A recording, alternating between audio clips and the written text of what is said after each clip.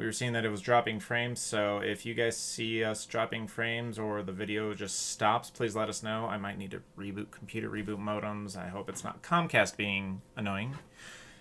But anyway, my name's John Wasik. If you don't know it, I'm the author of the Sword of Dragons series, and today is release for Book 3, Secrets of the Cronal. So I am here to chit-chat with you guys about it. I have chat open, so please, if you're on Facebook or Twitch, leave a comment, let me know what you think, ask any questions. I'm here to definitely answer questions. I know I've shown this off before, but I'm super excited to actually have a physical copy. This one actually comes from Barnes & Noble, but because their service isn't so great, I kind of have just stuck with Amazon for now. Anyway, so yeah, The Sword of Dragons Book 3 has been a very, very long time coming, as most of you who have followed me know, and I apologize for that. It was actually 2016 that Burning Skies came out, which was the last book in the main series, Book 2. So it's been a long time coming. A lot of things happened, not the least of which is I did the second editions, as you all saw, but now it's out, and, uh-oh, did we lose the stream? My wonderful wife back here is trying to help out. She's on her computer watching the stream, and it looks like it just died on us for a second again. We're watching it. It's back, though. It is back. If we get many more interruptions, I might have to try to cut the stream short for a minute and troubleshoot what's going on. No network interference. I don't know what's going on. Anyway, back to Book 3, Secrets of the Cronal. So any of you who have read the previous books, you'll know that Secrets of the Cronal refers to the text that is supposed to be central to the religion of the Order of the Ages in the Sword of Dragons. The idea of which is that their entire religion is based upon it, or so they claim. I'm not going to give too many spoilers away about that, but you will learn more about the origins of the religion, as well as some of their gods and some of their demons, or I wouldn't say hellspawn is an appropriate word for that. But yes, thank you, Becca. I see your comment. But yeah, so we'll get to see some more of that, specifically one of the 6 gods. There's 6 gods involved in the pantheon for the Order of the Ages. And the Covenant has kept a very interesting secret. And we have only hinted at that in the previous book. So, oops. It looks like we've been interrupted again.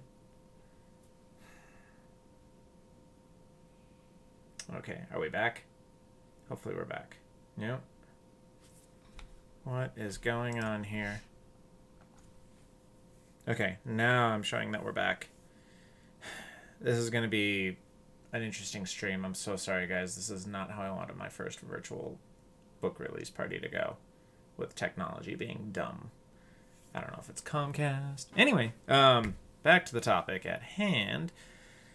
So on this, there's another thing I'm very excited about. We get to see more dragons, more of Endry, the green dragon that was mentioned both in Book 1 and at the very, very end of Book 2.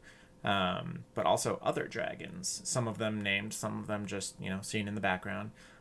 We do get to see Nuldan again, the big bad guy who showed up in Book 2. And we get to go see not only the world where dragons congregate now, but also their homeworld. So you're going to see more of other worlds in this book as well.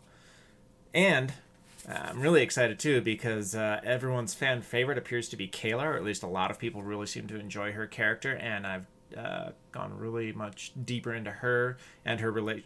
That sounded wrong. Anyway, her relationship with Latan, it seems to keep going from where it stops, so it picks up the stream at least immediately. Okay, that's good to know. Thanks, Becca. Much appreciated.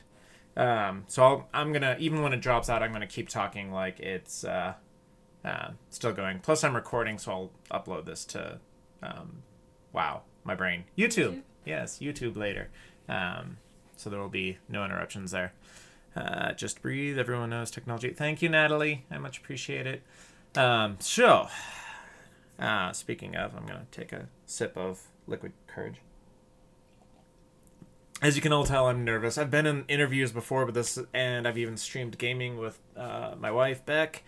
But this is my first time doing something like this. She's here. So, some other exciting things about the book. I mean, there's so much. This is the most complex book I've ever written. I have spreadsheets, charts, a very long Word document to help me chart it out. That's part of the reason also why it took so long for this book to come out. A lot happens. And if you've seen the latest advertisements, the question I've been posing to everyone is who will survive and who will perish. So I'm sorry. Don't hurt me for the deaths that come from this book. I don't know that it's going to be quite the same. I follow an author, Jay Kristoff. He's become one of my favorite authors, but he'll post comments from his editor or agent as they read through his manuscripts saying like, screw you, or oh my god, I can't believe you do that, and do you hate me? And I don't know, we'll see how it is. Natalie specifically, though, I'm curious what you think of the one death, because I think you were looking forward to it. Spoilers. Anyway, so yeah. And by the way, I am here to answer any questions, any comments. Please feel free to chat. I really have never done anything like this before. So, Sword of Dragons, book Compared to your previous book, what is the page count? So the page count in this one is a good 480 pages. Book 2, which I have here, for comparison, which was previously my longest book in the series, was 372. So there's it's a big book. I'm excited though. I think you guys will enjoy it. I know all the beta readers who have read it have very much enjoyed it, and that's always encouraging. Let's see, what else can I talk about what happens in it without giving away too much? I mean, there will be some political intrigue. The Kaelar's going to continue her quest to make Devor a better continent. We'll have some mysterious assassins who have powers that they shouldn't, so that'll be intriguing. And like I said, we'll get to see a lot more worlds, and I'm very excited about where we leave off with the characters. And thank you, Natalie. Yeah. So, does anyone have any questions while we're at it? While I continue on, I'd love to find a way to figure out how to make these available on like a store or something for you. I'm going to show off the bookmarks I've made for it. If anyone has any suggestions about that, I'd love to know how I can make these available to you guys to order from me. Etsy won't let me do it. Yeah. Other than Etsy, because Etsy is becoming shit. Yeah, Etsy is becoming really bad as it is. And then additionally, apparently, books and stuff like that don't count. It's only, I don't know what the right term is, artisan stuff? I'm not sure. But, yeah. So, I do have some, should I go into the cover at all? You think? Give it a second. Yeah. Well, they say it picks up from where it left off, so they don't actually lose anything. It just, for some reason, stops transmitting and then buffers. I think that explains that. So, another thing, I'm going to give a general call out to all of you wonderful people who follow and read my works. I am in the market for new cover artists for future books. The cover artist who I was following on Shutterstock. I don't know why I was thinking of the other one. He appears to have dropped all of his dragon artwork, and which is, of course, his right. I'm not going to complain too much about that. But I do need some new cover art for future books. Anyway, back on to Secrets of the Cronal. So, I think most of you have already seen the back cover blurb. I know that I read through that already once at Wayne's, but let's start with there. Hallerite reels from the cataclysmic events of the burning skies. Unrest plagues the Four Kingdoms, and religious fervor grows ever more rampant. When Noldan brutally attacks the Wizards Guild, Cardin, Endry, and the rest of his team leave Hallerite in pursuit. In their absence, a powerful entity calling himself Zyrel, one of the 6 gods of the Order, seizes control of Tal. As Zyrel mercilessly seeks the 4 parts of the Cronal, the kingdoms learn that the Covenant hid the truth about them. If Zyrel obtains all 4, he will become an unstoppable force, capable of conquering not just Hallerite, but the entire universe. Yeah, so if that doesn't whet your appetite, I don't know what does. Yeah. But, alright. So sorry about the... Oh, yeah. And again, apologizing about the feed if it keeps cutting out and coming back in. So, anyway. There are no new maps in this. I did not make maps for the new world we visit, but you do have the old maps in it too. I'm so excited about those when I got to do those in the second edition. New characters. We get to meet a dwarf, but that's not until chapter 5 or 6, I believe, and then so I probably won't get to reading that out loud today. But I'm excited for him. No, he's not Tyrion. He's not quite as cool as Tyrion. But, yeah. So, I think, without further ado, unless anyone else has any more questions or comments, I'm going to read the prologue for all of you. So, you ready for that bit? Yeah, okay. Secrets of the Cronal. In the darkest shadows, a spark of light is blinding. Within the brightest light, darkness prowls. Began in the shadow of history, in the earliest days of Hallerite, when the world was steeped in superstition and fear. One man dared to step outside of his station and learn everything he could about the universe. Zyrel had an infallible memory, and sought out every legend, story, and bit of history that he could find, and recorded them all in great volumes of books, the first ever historical recordings. He spoke to countless sages, the eldest of elders, and numerous scholars, until there were no more stories to find. In time, all came to revere his knowledge of history, and he became the most sought-after teacher on Hallerite. But he was not satisfied. Zyrel recognized that there was more to the world than superstitious stories. He sought greater knowledge, until he and his most trusted friend, Daegrin, made an incredible discovery, the Cronal. Said to be written in the language of the gods, Zyrel and Daegrin deciphered the Cronal and learned the truth about ascension.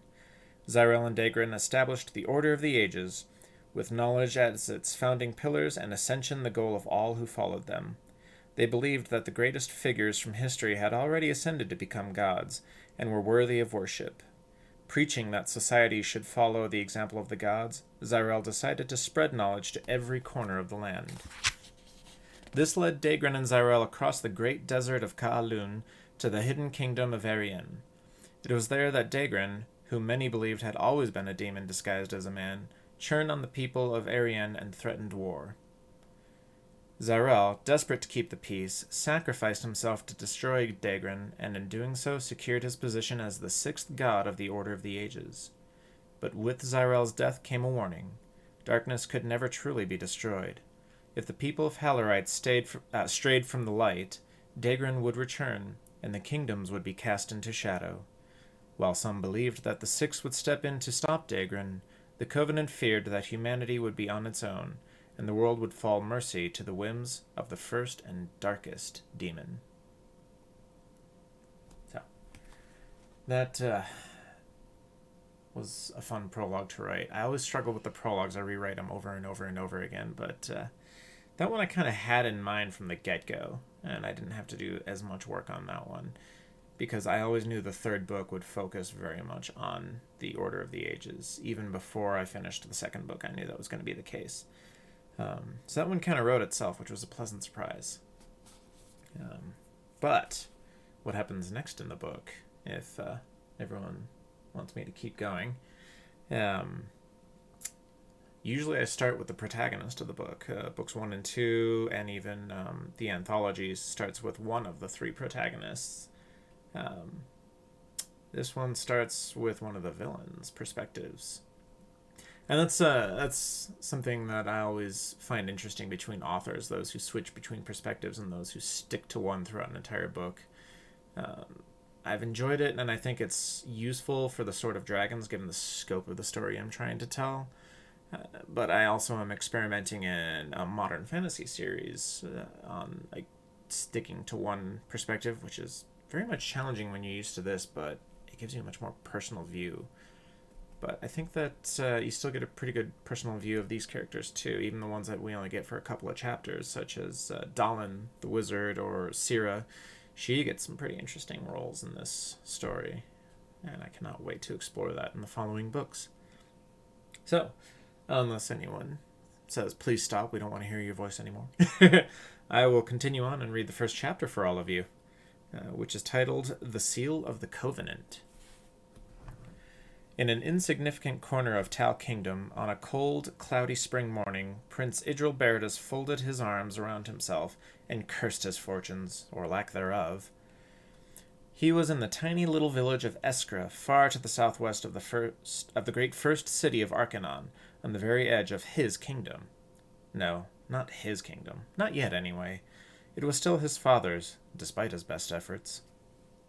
Now, at his father's command, he toured the kingdom, surveying the damage caused by the meteorite storm 3 months ago, and reassuring the peasants that the throne would still take care of them. Running his fingers through his shoulder-length hair, the prince grumbled under his breath and wiped his face. This was the job of subordinate. Governor Morale, perhaps, or even one of the kingdom's warrior commanders. He should be at home, resting his feet near the fire, feasting on fresh game or other, more enjoyable meals. Excuse me. The village was small, consisting of single-story buildings constructed around a basic dirt road infrastructure. It had no more than 100 people living in it, and that number was much lower than it was the previous spring. Winters usually resulted in a few deaths every year, but after the cataclysmic meteor storm, after so many had perished in the fires and explosions of the falling rocks, more fell to starvation and exposure. The death toll was staggering. One such meteor had struck not far from where the prince now stood in the village square. In fact, from the small wooden pedestal that he stood upon, he could see the charred remains of the house where the meteorite had hit. He shuddered at the memory of the first streak of fire that arched across the sky above Arcanon.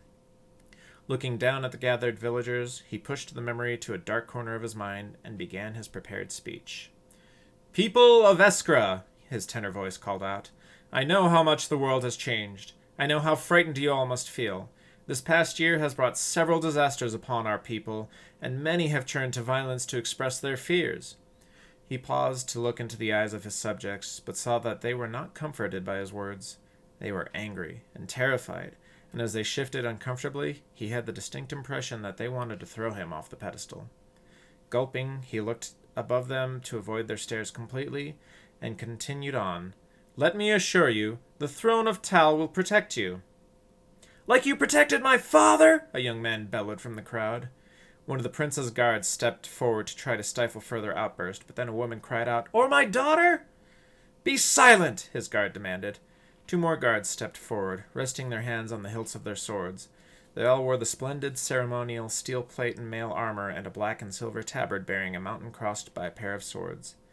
The guards normally instilled respect and reverence from the rabble, but today their commands were ineffective. "We're starving!" another peasant whined from somewhere. "Where's the food we were promised?" "We were guaranteed tools to plant new seed last month. Where are they?" "You can't protect us. No one can." The voices continued, on and on, asking where their promised provisions were, or why the throne had not paid the Falin's wizard King Salfe to use the staff of Elise to resurrect their fallen, or when they would get any of the help that they, and every other village, claimed to need. While the voices grew louder and bolder, the crowd surged in around him, closer and closer, until the rest of the guards surrounded his pedestal and pushed back against the mob. "Get back!" the captain demanded. "You shall not approach the prince!" Anger boiled, and Idril felt a firelight within. Before the crowd could surge forward again, he snarled, "That is enough!" When no one listened, he looked down at the captain, one of the only mages in his guard, and stated, "Captain, draw your sword!" Enough people heard his command, and suddenly all protest ceased. The captain gaped back at him. "My lord?" "You heard me." He planted his fists on his hips. Prince Beridus wore one of his finest forest green tunics and leather trousers, and his boots, though muddied, still looked finer than anything the rabble wore. He had to remind them that he was their prince, and they would suffer for their disrespect. In an obvious flourish and with deliberate delay, the captain drew his long sword and held it in both hands. He glanced furtively at Idril, who glared warningly at the captain before he channeled magic into the blade, setting it humming audibly. Looking out to the crowd, though still avoiding their eyes, the prince held his chin high. "The next person that speaks without my consent shall be arrested. After that, any who attempts to approach me will receive a far worse punishment. Is that clear?" There was a low grumble of discontent among the crowd, but none actually spoke out against him. He waited, almost wishing someone would say something, but no one did. Feeling flustered, he forgot his prepared speech, even though he had already delivered it to over a dozen villages and towns. There was a time when he would have punished anyone who spoke out against him, but he grudgingly admitted to himself that in this case, he couldn't very well punish an entire village, not when he only had a dozen guards to protect them. Worse still, Idril's father had threatened to announce succession to someone outside of the family if the prince did not learn his lesson. His visits to the outlying villages was meant to be an example in humility for him, but all it did was further fuel his hatred for the king and his weak ways. If only his father hadn't survived the poison. Idril would be king now, and none of the disasters that befell them would have happened. Damn those wizards, he growled inwardly. When no more protests arose, he nodded. You have forgotten your place in this world. Disaster is no excuse for such conduct. He almost took pieces of a speech and told the crowd that the throne would take care of them, but he knew that the kingdom was spread thin on resources, and the coffers were empty. Only force could keep the populations in line, force that his father was unwilling to use. The people would suffer. There wasn't anything anyone could do about it. So instead, he said, Violence and protest will only make your lives harder.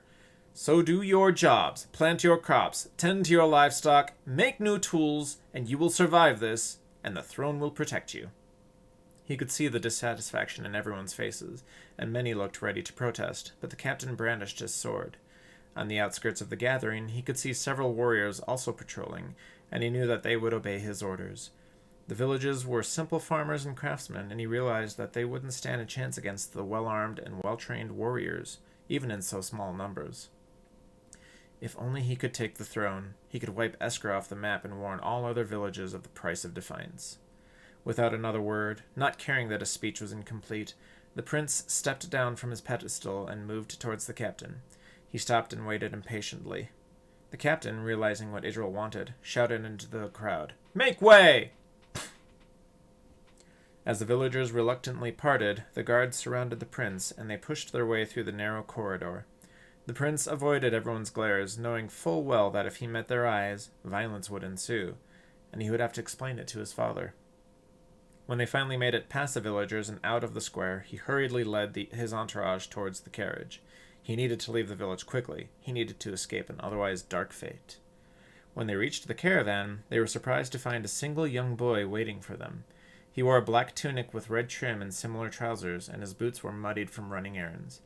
Even before the prince could see the logo embroidered into his right breast, he knew that the boy was a squire from the local sanctuary of the Order of the Ages. The captain brought the procession to a stop and then stepped forward to meet the boy, his sword still drawn. Could the young squire be a threat to Idril?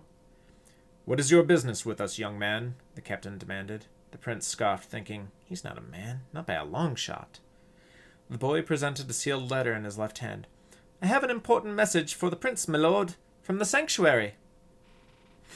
The captain regarded the letter for a moment before he sheathed his sword and took the offering. After examining it for a moment, the captain nodded and said, You may go.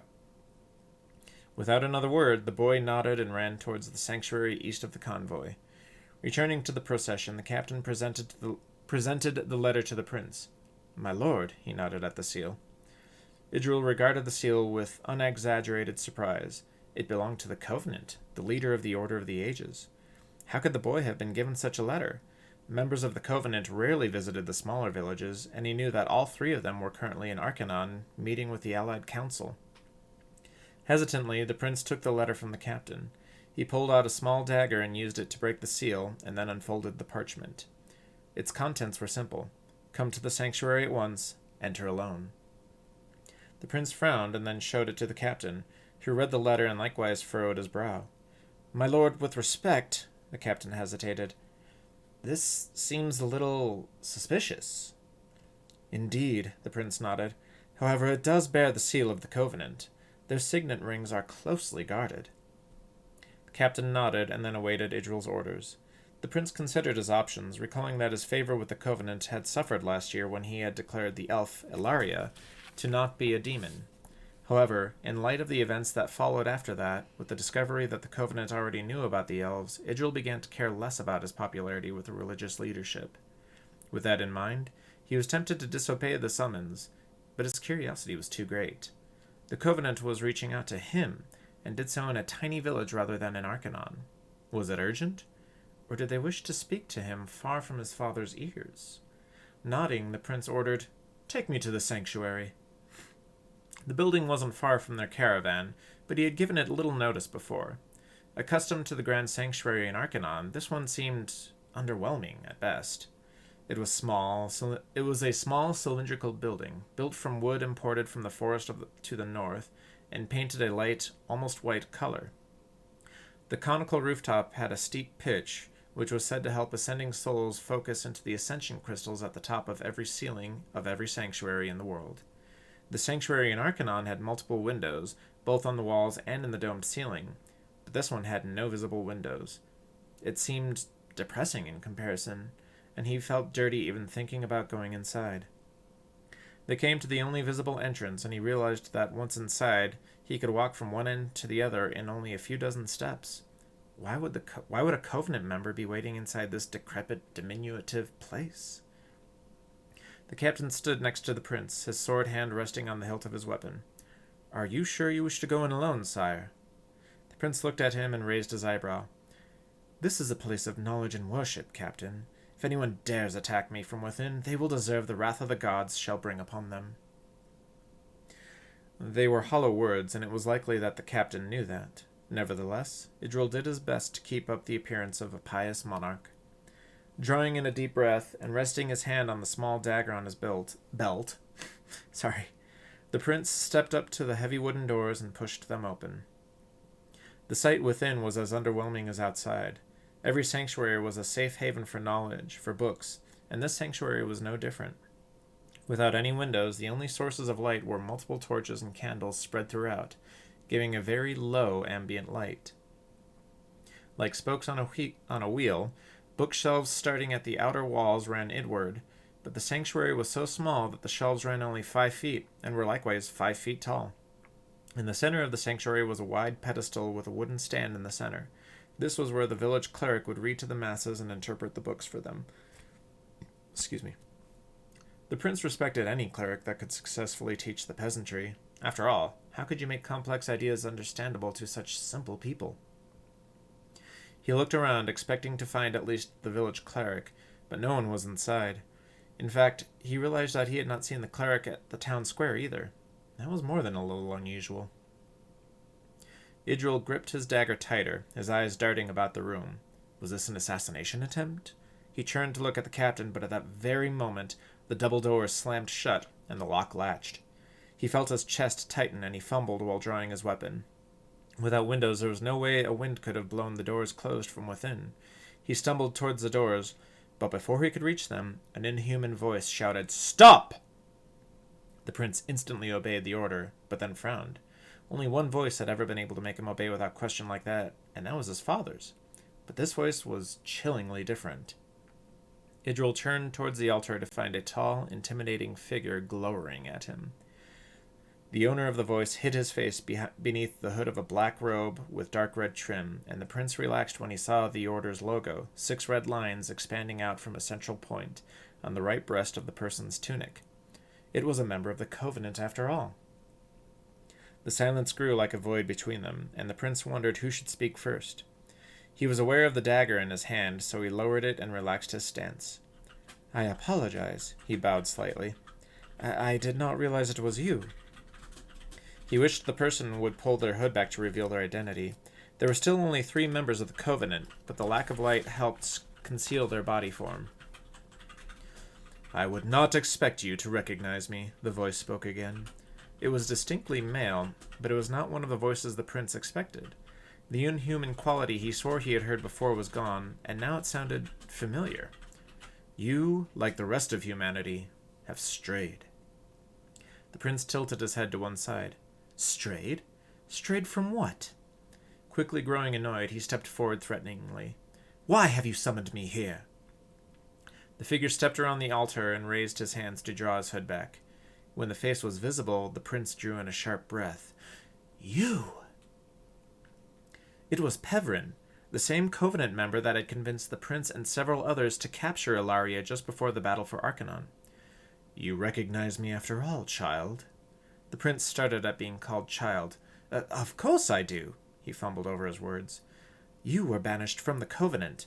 How do you still possess one of their seals? How did you come by those robes? He grew angry when he realized the gravity of Pevrin's actions. How dare you summon me under false pretense? How dare you show your face in this Sorry, guys. In this place of sanctuary. How dare... Be silent! Pevrin roared, the inhuman quality returning. The seemingly ordinary man's eyes suddenly glared with a bright orange glow, startling Idril. Snapping his jaw shut, the prince gawked and his stomach twisted. Never before had he seen someone's eyes glow, and Pevrin's glow did not fade. In fact, the brightness grew so intense that Idril had to shield his eyes. I warned everyone, Pevrin shook his head, his voice returning to normal. I warned that if you strayed from the teachings of the Order, darkness would return. He folded his arms and glared down at the prince, the glow fading just enough that Idril no longer had to protect his vision. Hallerite stands upon a threshold from which there shall be no return. Frowning, the prince shook his head. If you are referring to Ilaria and the elves, you are alone in your assessment that they are demons. Pevrin's eyes flashed again. That is merely one of your transgressions, boy. Who the hell was he to call him boy? One of many committed by all but the most devoted followers. If the people do not return to the teachings of the Order, the demon will return. You know of whom I speak. When Pevrin's words registered, a cold, dark pit formed in his chest. He lowered his arms and looked down, shock taking hold. Degrin. He shivered when he spoke the name, remembering all of the horrible tales of the clerics had told him when he was a child, of the destruction it was said would be wrought by the first evil one, if he should return to Hallerite. That was why so many people were turning back to the Order fervently, and protesting violently against anything that went against their teachings, including the Allied Council's cooperation with the Elves. They believed that the meteorite storms and the appearance of the dark dragon Nul'dan was the beginning of the dark times foretold by the Cronal and the Covenant. But then another thought occurred to the prince. The glowing eyes, the apparent power beyond his normal measure, and the fear his presence instilled.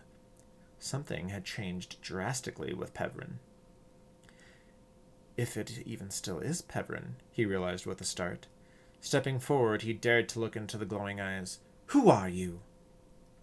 A gust of wind swirled throughout the sanctuary, extinguishing most of the candles and some of the torches, but the light inside grew brighter, not from Pevrin's eyes, but from his entire body, which was alight with the same intense orange glow. He raised his arms up, and as he did so, his body lifted off of the ground, rising closer to the ascension crystal in the ceiling. In complete awe, the prince stared helplessly, fearful of what might come next. The inhuman quality of Pevrin's voice returned when he spoke. I am Zyrel.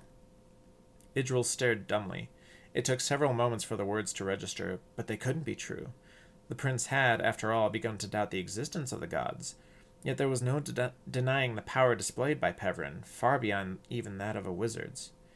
Cracks appeared at the edges of Pevrin's eyes, as if the power within was too much for his body to contain, as if the power could explode out at any moment. With no powers of his own, the prince could only imagine what the display of magic felt like. All of the hairs on his arms and neck stood up on end.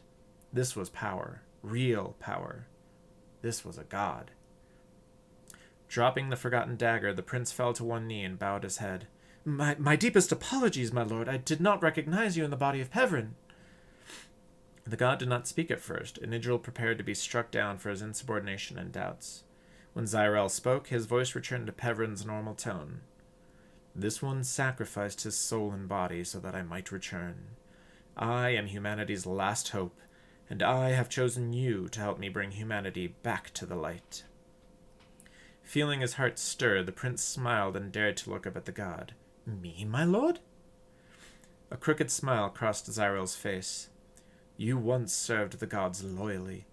I will give you a second chance, just as I am giving humanity a second chance. Do you accept this responsibility, boy? Cringing inwardly at being called a boy again, the prince nodded. I do, my lord. I do wholeheartedly. The cracks reappeared around Zyrel's eyes, and his crooked smile grew further. Good. You failed with poison last year. The prince's head snapped up in shock, but then he realized that of course a god would know. What surprised him further was when Zyrel continued, Your father has been one of the greatest sources of heresy and must be eliminated, so that you may take his place upon the throne and return Tal to its pious roots. Though still shocked, the prince couldn't help but smile. With a god on his side, he would finally take his place upon the throne. He could rule the land with the iron grip that it needed. This time, no one could stop him. I think I should have warmed my voice up first before reading all that. Whew. Not used to that.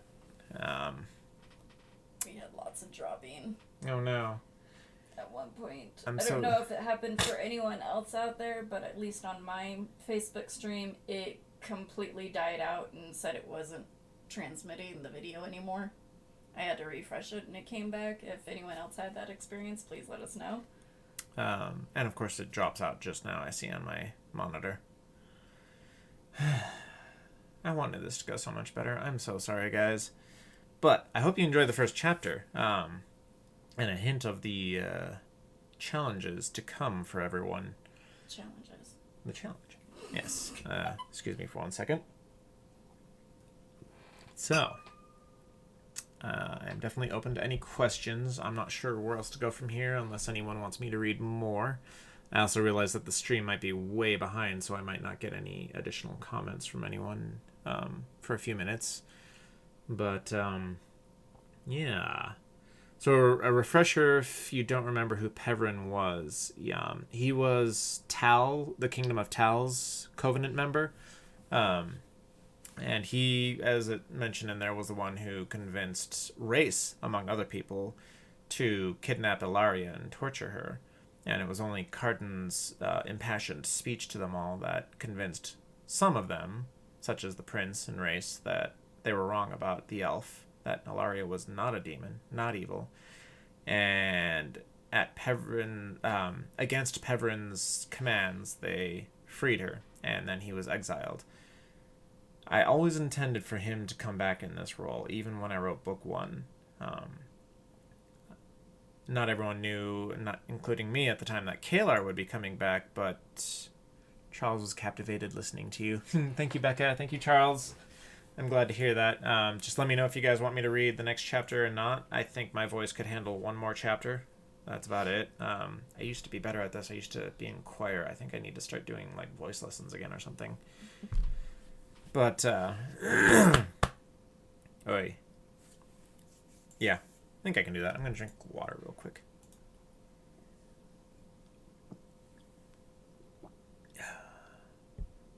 I think you guys could hear all of that. I saw the little microphone thing spiking as I was gulping. I'm sorry. It's a really good mic that a friend of mine has been letting me borrow for ages to try to get some like audiobook stuff done. Based on at least the one reaction so far, as well as the fact that many people have asked me for it, I should probably actually work on that more fervently. But yeah. Anyway.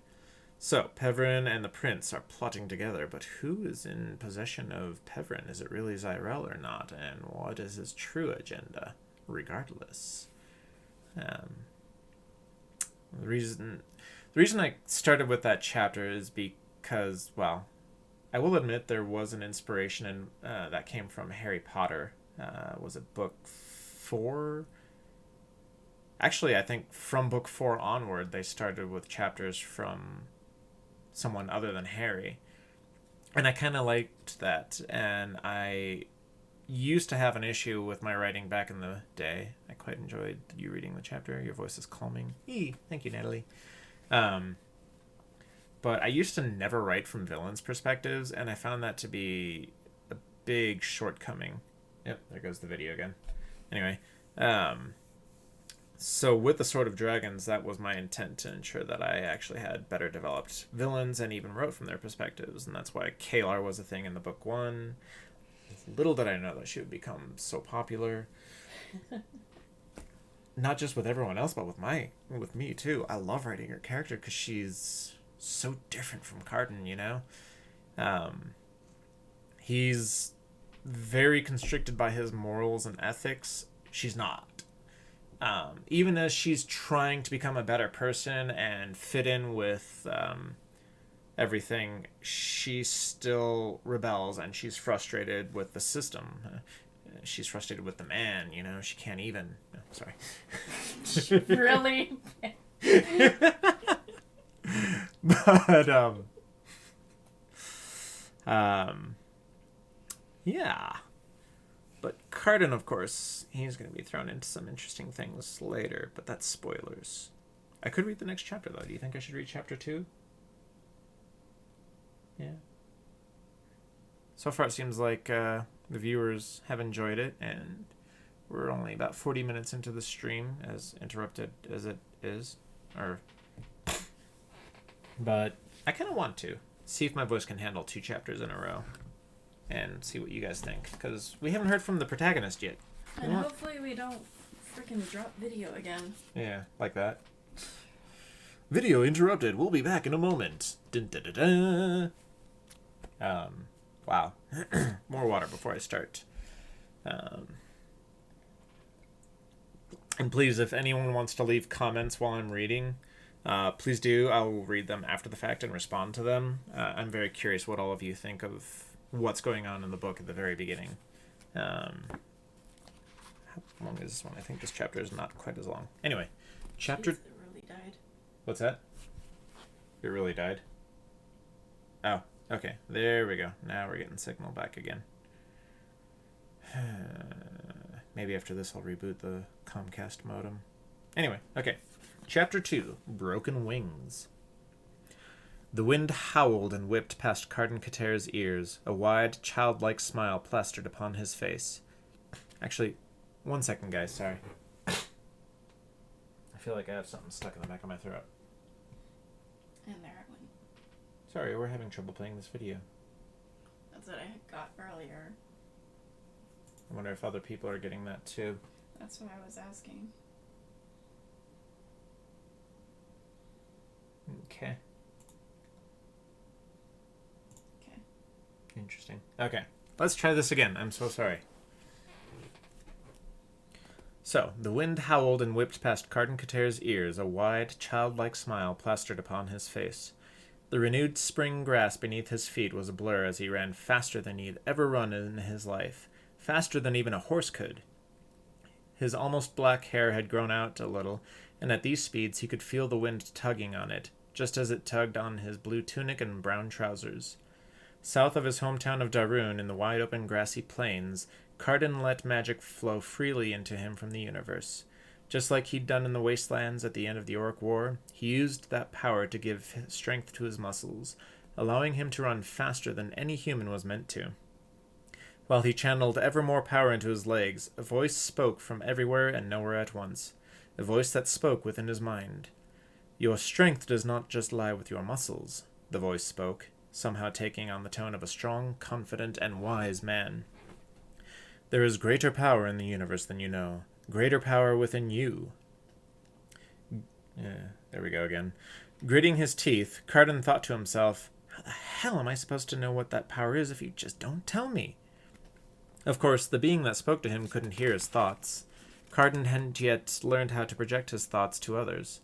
Nevertheless, as he tried to run faster, the being replied as if he had heard Carden's thoughts. "Trust in the Sword of Dragons. Trust that when you are ready, when you open yourself up to new possibilities, the sword will give you the knowledge you seek." Not much good that would do. The Sword of Dragons, a claymore-sized weapon strapped to his back in an enchanted scabbard, seemed to have a mind of its own when it came to giving him new powers. Okay. No, he thought to himself, I need to stop thinking that way. It doesn't give power, it teaches. That was the first lesson that was pounded into his head by his newest trainer, often any time Carden failed. Knowledge truly was power, and the energy needed to use that power was always available. He just had to learn how to open himself up to it. A great shadow cast over Carden, blocking out the noon sun for a moment. Without breaking stride, he looked up to witness a majestic sight. With verdant scales gleaming in the daylight, the star dragon Endry soared overhead, his leathery wings outstretched to catch the wind. The giant, wondrous creature looked down at him, and even though hundreds of feet separated them, Carden lost himself in the dragon's eyes. Pinpricks of ardent green light and deep, endless black, as bright as the strongest stars in the night sky. Then the dragon's eyes darted ahead of him. "Pay attention!" When Carden looked down, he had only a moment to react to a boulder in his path. On instinct, he surged energy into his legs and leapt as high as he could. The ground sank below him at a dizzying pace, as did his stomach. He could have easily flown with the birds, except that he wasn't actually flying, and his rise from the surface slowed and then stopped. His momentum was not lost, and the ground still rushed by beneath his feet, just as it rushed up at him. Panicking, he wondered how he could land without breaking a leg. He looked up at Endry, hoping the dragon would swoop down and save him, but the dragon merely soared on. "Believe in yourself," he heard Endry's voice, the wind whistling in Carden's ears now suddenly lost as the moment drew to a crawl. The dragon's wings fluttered lazily on a breeze as his starry eyes bore into Carden's soul. "Trust in the sword. Trust in your powers. Trust in the stars." Carden looked down at the approaching ground, a patch of dandelions giving his landing target a sharp yellow hue. He closed his eyes and drew his consciousness into himself, just as his wizard friend Dalin had taught him at the beginning of the Orc War. Beyond his eyelids, he could see the ebb and flow of magic around him, and he could feel the energy pulsing through the world, like a living being with a heartbeat. Power. Energy. It wasn't just people that were made of magic, it was everything. From the tallest dandelion to the smallest pebble, magic was everywhere. With moments to spare, he called to that power, from further away than he had ever done before, and willed it to create a cushion for him. It worked! He landed hard, jarring himself and almost buckling his knees, but he kept running, his momentum carrying him past the dandelions at blazing speeds.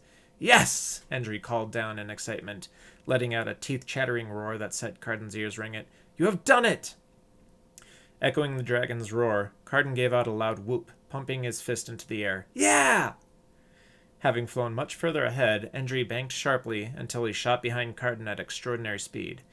Keeping his senses extended beyond himself, Carden felt the sharp, focused power of the dragon as it churned into another, lazier bank to come up behind him. "Now try again," Endry called down to him. "Jump, but this time use your magic to propel you higher, not your muscles." A wide grin spread across Carden's face. He was climbing a gentle hill, the crest coming up fast, so he drew magic in at a rate that would peak at the top of the hill. The yellow dandelions had given way to older ones, their white seed pods exploding into the air as he raced past. If he jumped from the top of the hill, he knew he could get even higher, maybe even as high as Endry flew. He coaxed the magic at the top of the hill to build up, like a snake coiling up before striking. When the moment came, even he wasn't prepared for the results. He leapt forward, planted both feet firmly on the ground, and then while he pushed with his magic-enhanced legs, he released the gathered power at the top of the hill and let it spring him up. The effect was incredible. His stomach dropped, and the ground fell away as fast as a loosed arrow. His jump took him at least twice as high as the last one, and as he reached the peak of his arch and started to fall down again, a pang in his stomach reminded him that he didn't have wings. But fear quickly turned into determination. Carden knew what to do, and this time he would do it gracefully. Using the magic in the world around him, he angled his descent, increasing his forward momentum while slowing his downward momentum. When he touched down, it was a gentle but fast landing. His legs almost couldn't keep up, even magically enhanced, and he felt himself slow down. The shadow overtook him again, and the great dragon flying overhead. "Wonderful, human!" "I can go higher," Carden thought to himself. He knew he could. The sword had been given its powers by dragons, so maybe, just maybe, he could fly too. He remembered the dragon avatar he had summoned at the battle for Maradin, remembered what it felt like to have wings, to soar through the air with the ground an afterthought beneath him. He wanted to feel that again. He had to feel that again. Carden prepared another coil of magic ahead. He had run in a long, slow curve, and was now racing back towards Darun. Maybe he could even jump so high that he could land in town. When the moment came, he leapt with all of his strength, willing the magic to push him further and further. His stomach felt as if it dropped away as quickly as the ground, but it wasn't enough. He knew his arch would carry him higher than the last jump, but he wanted to go higher. He wanted to touch the clouds. So he willed more power around him to push his body up. He could feel that power, not so much pushing at his feet as it was catching his soul and carrying him upwards like a powerful wind. More, he thought hungrily. I can do this. Endry was just ahead of him, his head craned beneath him to watch Carden come closer and closer to his flight level. Carden tried to draw more power to him, but where could he get it from? There was nothing up here high in the sky, other than himself and Endry. He tried to draw more power from the universe, but he didn't know how. He was so close, he couldn't stop now. Until he felt the sudden clasp of cold and emptiness, gripping his heart and his stomach. The complete reversal of everything he had known all of his life. The absence of energy, the sudden strength it gave him. Dark magic. No! His powers faltered, the push against his soul stopped, and his arc ended. That's when he looked back down, just as he began to fall. Endry roared in surprise, and Carden let out his own alarmed cry. He'd lost his connection to magic. No! He shouted. No, no, no, I can't stop! He doubted that Endry could hear his cries, but he didn't know what else to do. He was useless without power. The ground raced up at him, and unlike before, time was slowing down. He was dead, until the magic sparked within him again. His connection to the universe suddenly returned like a splash of water in his face. In a panic, Carden forgot to use the magic on the ground to cushion him. He just pumped as much strength into his legs as he could, and braced himself. When he hit, he immediately felt and heard the sickening crack of one of his legs breaking, sharp pain shooting through his entire being. He tried to tuck and roll, hoping his forward momentum would diminish the damage, but after only a moment of intense pain, he gave up trying to hold his legs in, and his body flailed about. He bounced again, and again, his hands and arms and head and legs, even the broken ones, slapping the ground. Something else broke, but by then agony washed away all other sense, and all he knew was that he hurt everywhere. Carden must have blacked out before he skidded to a stop.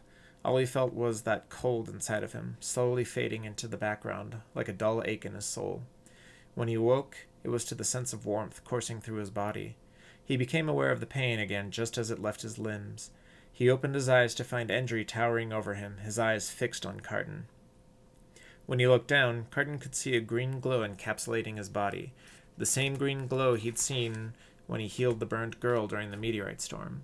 Once again, Endry healed his wounds. I should make you do this, Endry spoke to him through his mind. Dragons never spoke aloud, Carden had found out. They only ever used mind communication, while their mouths were used for eating, drinking, and occasionally roaring, a throwback to their primal days. Thankfully, they could hear just fine. Kinda hard to do when I'm unconscious. Endry shook his head. Whatever focus he needed to heal Carden, it seemed barely a distraction to the dragon. You should never have fainted. Hey, Carden glared up. I didn't faint. You try staying conscious when you break every bone in your body. He didn't know how it was possible, but Endry rolled his star eyes. Do not be so dramatic, human. You only broke 14 bones. Oh, only? Carden rolled his eyes right back at the scaly beast. Have you ever broken a bone?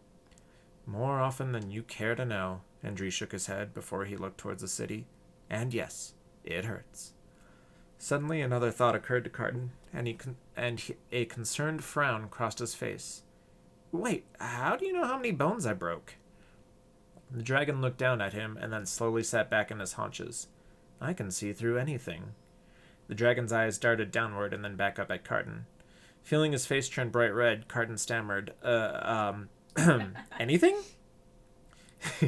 If dragons could grin, Endry certainly did. In Carden's head, he heard a great bellow of laughter, while Endry echoed that laughter verbally in an awkward, deep-throated chuckle. No, not really. You humans are surprisingly gullible. Carden's face grew warmer, and he shook his head.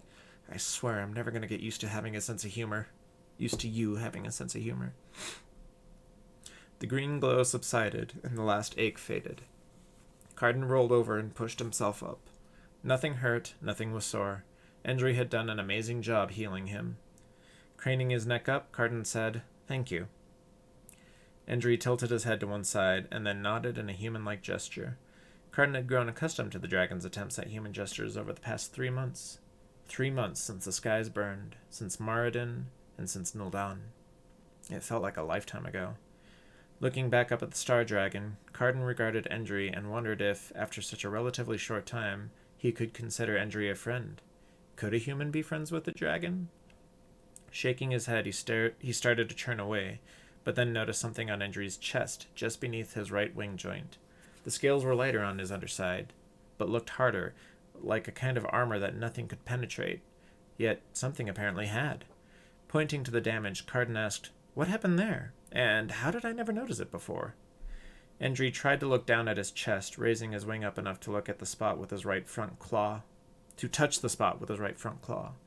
The dragon shook its head and looked down at Carden. That was a result of Claralin's final attack. Carden remembered that night, when Claralin was defeated and the Battle of Arcanon was won. Moments before Salfay had used the Staff of Elise to finally end Claralin, the ancient enemy had sent a blast of black and purple energy at the Jade Dragon and managed to actually wound him. The wound hasn't healed yet? Carden wanted to reach out and touch it, despite it being too high for him. Endry recoiled and covered the wound. No, the magic Claralin used against me was far more powerful than anything we have seen from a human. This wound cannot be healed through magic, and may never properly heal. Carden felt in awe, but he also felt very frightened. It was a reminder that he had still barely scratched the surface of the magic he would someday be capable of.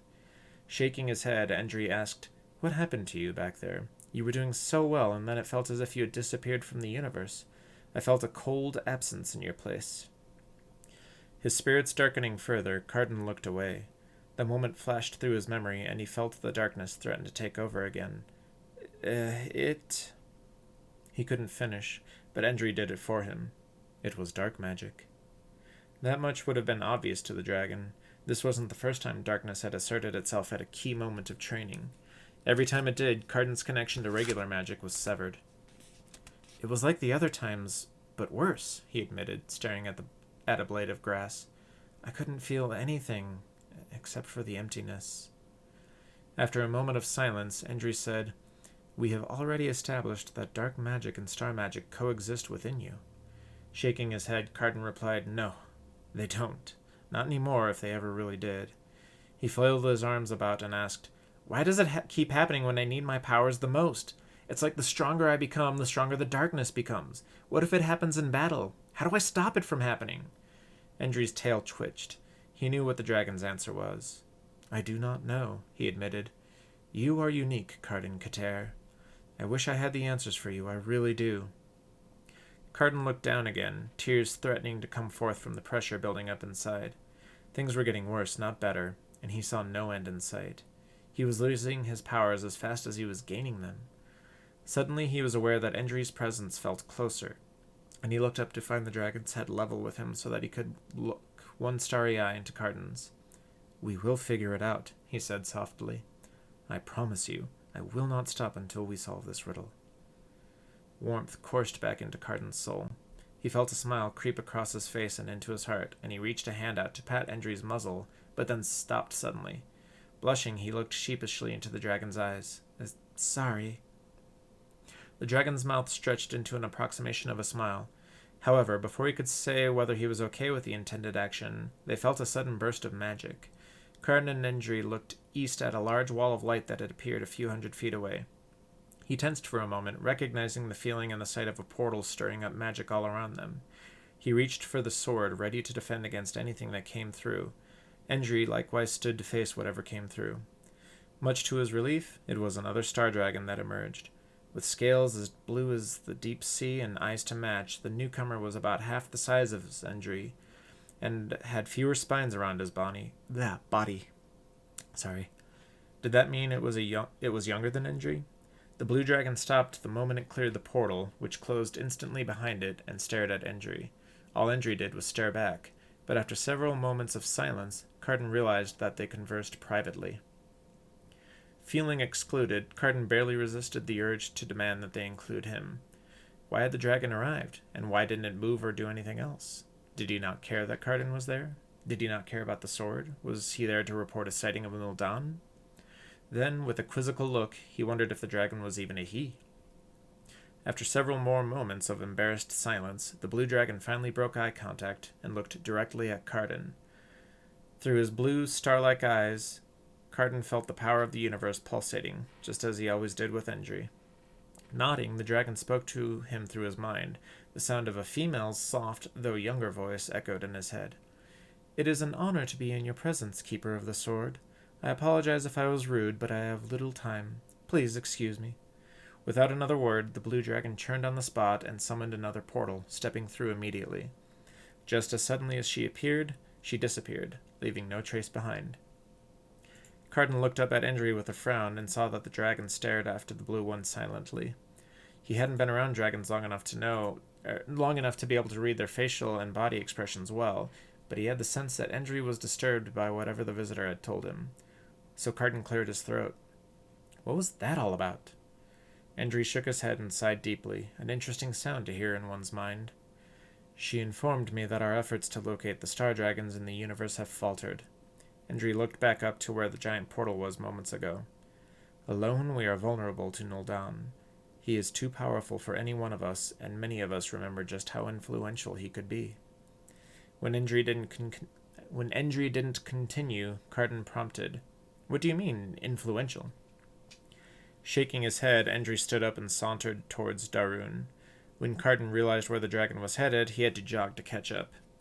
Any dragon can become dark, like Nuldan. If singled out and alone, a dragon can be influenced or coerced into tapping into dark magic. Feeling himself tense, Carden thought back to his last magic-fueled jump, when he'd felt the cold, empty pull of dark magic. I could see why that's frightening. For a moment, they walked in silence towards town, Carden's thoughts wandering back to 3 months ago, to when he had first discovered that he had the same kind of power as Nuldan, to Endry's arrival, and learning what having dark magic really meant. He didn't know that star dragons could turn dark. Then again, he didn't know much about the history of the dragons. Every time he asked Endry, the dragon gave him bits and pieces, but never about the Civil War or the forging of the Sword of Dragons. Never anything about Nuldan or the Dark Dragons. All he told Carden was that dark magic was supposed to be the opposite of star magic, both terms he had only learned in the past few months. They weren't supposed to be able to be used by the same individual. They were supposed to annihilate each other. That was why he feared it more than ever. If Carden let dark magic into his soul, what would it do to him? What happened when two kinds of magic destroyed one another? What did it do to one's mind? Could he become insane? Or evil? Absently, he reached back and touched the handle of the sword, wishing he had never allowed Dalin to convince him to pick it up. Suddenly, he didn't want to have anything to do with it. Now, more than ever, he wanted to find Sira.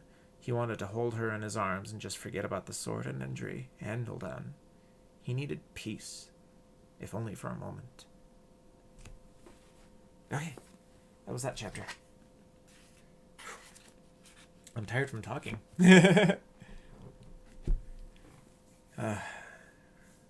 Okay, reading, catching up on comments, still cutting in and out for quite a bit of reason. So sorry about that, guys. I'll try to get it converted and uploaded to YouTube because the recording shouldn't have any errors. I did start the recording just a skosh late, so it'll be a little awkward at the beginning. But anyway, yeah. So that was that chapter. Carden is now struggling with the new powers he discovered at the end of Book 2, the Dark Powers, and the nature of the Sword of Dragons, which will be much further explored in this book, especially when they encounter another older dragon. And Carden will have to master his duality of powers, since he is the only person in the universe who has them both. Excuse me. So that will be much of what his journey encompasses in this book. Yeah. So what did you guys think of that? I'm curious what your comments are. As an opening chapter for the protagonist. I'm afraid I won't be talking much more after this, though. We've been going for a good hour, though, so that's good. Yeah. What do you think? I'm glad to hear people laughing at my jokes. I wasn't sure if those jokes would go over well or not. Especially the innuendo the dragon gave, like, I can see through anything. But, yeah. What do you think? I know you haven't read Book 2 yet, so... You haven't finished Book 1 yet either, have you? I was, like, down to the last chapter. Shame. Oh, no. Bing, ding, ding, ding, ding. Shame. Bing, bing, bing, bing. Shame. I even took an antihistamine before I started. Oy, sorry. But, other than the fact that I think I need to exercise my voice more again and get back to where I was with choir, I still enjoy reading out loud. That's why I need to do the audiobooks. But I'll only be able to do like 2 chapters at a time. And I usually, anytime I make a mistake, like you hear me do this time, I usually have to stop and reread that section so that it's not interrupted and I can edit it together. But yeah.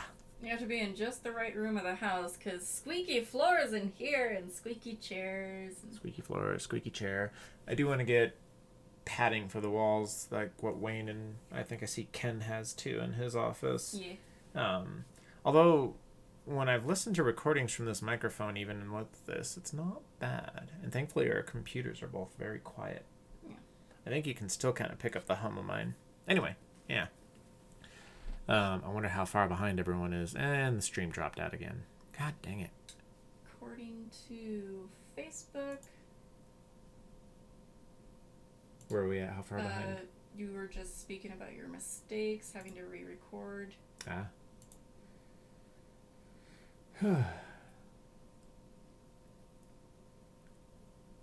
Is that one further behind? I think it's you. Yeah, that one's further behind because you just mentioned mistakes there. Okay. Cool. So, yeah. I'm really excited, as I've said. I can't wait to hear more about what everyone thinks when they read these books. Even my beta readers, Nick, Natalie, Wayne, Danielle. There's been a lot of changes, especially for when Wayne and Danielle read them. I drastically changed Kaylar's story. As much as I enjoyed her, she was a little difficult to pin down for me because I started writing her as being way too submissive to Latan.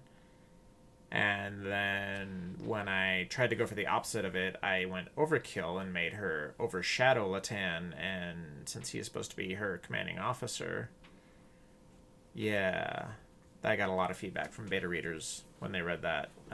So I tried to fix that. Meow? Yeah. Oh. Yeah, that's the Barnes & Noble one, though, so that's thinner. Is this the Amazon one? Yeah. If you're looking for thickness, there's your comparison. I know I probably shouldn't complain about Barnes & Noble on here, but I'm never using them as a print-on-demand service again. I was finished and ready to have my book published in print at the end of May, I want to say. No. Yeah, at the end of May. And meanwhile, I'm still trying to get proof copies from Barnes & Noble and the errors that they weren't owning up to. And then you order a book, and 3 weeks later, it gets printed and shipped. So, yeah, no. Sorry, Barnes & Noble, you lost my business there. Not that I sell a lot from them, anyway. But Amazon for now. And Beck's going to show the different thicknesses of the books. First on top. Yeah. Give you an idea of how much bigger this book is, even though we've already given you page numbers. There's the set. Technically speaking, the Orc War Campaigns was the longest, but that was also an anthology of short stories. Secrets of the Cronal is easily the biggest book I have ever written. And book 4 is probably going to be longer. Especially because I want to give Syrah a lot more time. There's going to be a lot more chapters from her perspective on top of Carden's and Kaylar's chapters. Yeah. It is almost twice the thickness of the first book. That seems to happen for fantasy books, though. And part of it is every time I introduce a new character or a new circumstance or a new culture, got to keep them included in the next one too, right? At least as long as I have something to contribute to the story. And we keep dropping stream again. I'm so sorry, guys, but I really appreciate everyone who came to watch and comment, and hope you enjoyed sounds like some folks enjoyed listening to my voice. I don't really have much else to go on, but I'm excited. I keep saying that. I really, really am super duper excited, and I'm so glad to finally have this to you guys. In other news unrelated to this, I have finished writing a modern fantasy book, but this one, instead of self-publishing it, I am going to try to find an agent for it. Going through. I'm enjoying the struggle that Cardin is going through. I have a question, but I am trying to figure out how to word it. Well then, I'll hold out until you're able to word it. Because I'm curious and I'd love to answer it on the live stream. But, my brain just died. I'm so sorry. I hate when that happens. Yeah. The modern fantasy. It's called Chronicles of the Sentinels. It's going to be a trilogy. The first book's title is just titled Legacy. And if anyone of you who see this have followed me on my blog on WordPress, you might be waiting a while, LOL. But that is the book that I started my blog with. I got the idea right when I started my blog. I wrote it, I developed it and wrote it in 3 months. Fastest I've ever written a book at the time. But after feedback from agents, an agent who was interested in it but then read the first 30 pages, I needed to work on the characters a lot. And so I decided to let it sit, and that's when I self-published The Sword of Dragons, which I was much more confident in at the time. And I do not regret that move, by the way. That was probably one of the best choices I could make. And my writing has improved so much so that at the end of last year, I decided to rewrite Chronicles of the Sentinels. And I think it's turned out much better. I wrote that in about 2.5 months. About 2-hour sessions a day for 5 days a week, I think is what I did for my focus on that one. That's where I was talking about perspective before. In the original version, I had it switch back and forth between various characters, but in this version, after reading a lot of, for instance, Jake Kristoff's books, I'm like, I want to try it from just one character's perspective and really get to know that character and really get inside their head. That one, so the Sword of Dragons, especially, I tried to always have diversity. If I had started this book more recently, because the history of the Sword of Dragons is it goes back over 10 years ago is when I first started trying to figure it out and develop it. But I would have included a much more diverse cast, and I intend to going forward, and I did in the newest Secrets of the Cronal, not just in race and gender, but also species. But Chronicles of the Sentinels, I wanted to include a much more diverse cast, and I had intended that from the get-go 4 years ago? How long ago did I first come up with the idea? 2014, so more than 4 years ago, 6 years ago. Wow. And I think that that's important. It's vital to have. The protagonist himself is Japanese American, and another book, science fiction, that I want to write in the coming days is going to be I haven't really figured out. She's mixed race, but it's also sci-fi in the future, so yeah. She's also not straight. So, since Natalie has not been able to think of her question, I will answer it later. Feel free to drop a comment on Facebook or just text me. Either way, you know me. But Kalar's next. I'm not going to read the chapter because my voice and my tongue are tired, as weird as that sounds. Oh my. I can still stick it out. Shadow's Dagger is the next chapter. And that's going to be the chapter where the mysterious assassins first make their presence known. Who do they work for? Why are they trying to kill her? Who doesn't want to kill her? Anyway. So, again, thank you guys so much. I will be keeping everyone updated on Facebook as well as my blog about both Sword of Dragons developments as well as Chronicles of the Sentinels. I think I need to come up with a new name for that sci-fi series, though, because that's also Chronicles. Yeah. The Sirius Chronicles. And again, it's different order, right? Chronicles is on the end instead of the beginning. Does it work? The reason for that is the spaceship that is featured is called the Sirius because it originated and was built in the star system of the Sirius stars. I'm super serious. Anyway. Again, thank you everyone for joining me. I'm going to call it now before I ramble on anymore.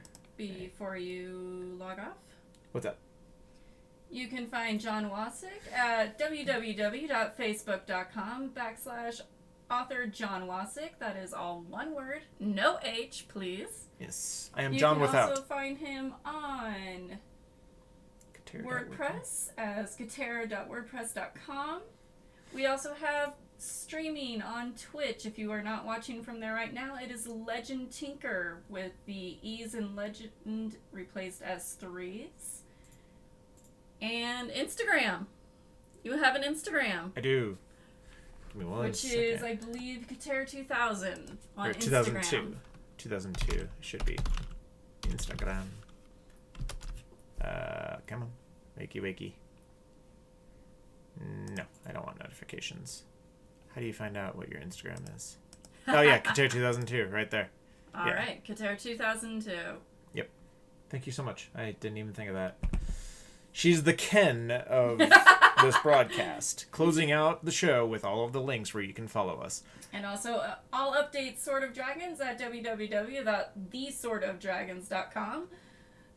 Which, by the way, if you wish to contact me, you can do so through either Facebook or go to that website, and there's a contact form. I love hearing from you guys. I really, really do. Every time Please join the mailing list. Yes, there is a mailing list, and you will get... I send updates there before anywhere else. So if you want to be in the know before anyone else, that's where you go.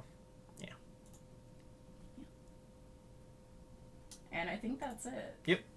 And thank you, Natalie and Becca, for your comments. My brain just died. Charles, yes, I hope you enjoyed listening, and I hope you enjoy reading. I'll need to get you all autographed copies. And I still kind of want to figure out how to do hard-backed books. But since I don't like Barnes & Noble's service, I'm going to have to find someone else. Anyway, thanks again. Have a good night and a good day, whatever time it is for you. And goodbye. I'm not going to say it. Are you going to say it?